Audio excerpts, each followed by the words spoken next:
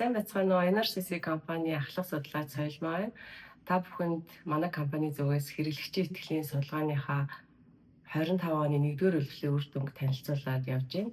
За миний би та бүхэнд мөнгөн хөрөнгө хадгалах хэлбэр болон үнийн түвшний хүлээлтийн талаар мэдээлэл хүргэе. За бид нар хэрэглэгчийн итгэлийн судалгаагаар иргэдээс мөнгөн хөрөнгийн өнөөгийн нөхцөлд ямар хэлбэрээр хадгалахыг илүүд үзэж байна гэж асуудаг. За энэ үйлрэлд бол иргэдийн 35% нь мөнгөн хөрөнгийг төгрөгөөр, 30% нь бие төрөнгөөр, 21% нь гадаад валютаар, 11% нь бусад хэлбэрээр гэж ингэж хариулсан байна.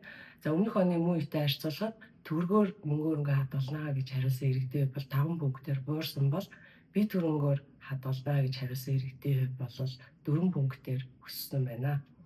За үнийн түвшний хүлээлтийн хувьд бол иргэдийн дийлэнх нь үнийн түвшин ирэх нийтлэлийн хугацаанд өснө гэсэн хүлээлттэй байна. Энэ мөн л одоо өмнөх оны мөн үетэйгээ харьцуулахад бол хиймдээ шахуу нэг иргэдийн 4/3 нь бол үнийн түвшин өснө гэсэн хүлээлттэй юм байна.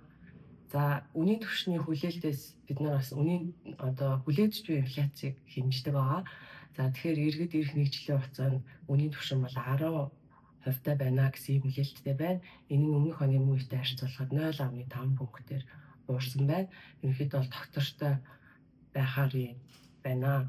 За тэгээд хот хөдөөд бол ерөнхийдөө хөдөөд иргэд бол үнийн түвшнийг арай харьцан өндөрөөр хүлээдэг 11% байна гэж байгаа бол хотод иргэд ирэх нийтлэлийн хугацаанд үнийн түвшин 9.5% байна гэсэн ийм хүлээлттэй байна.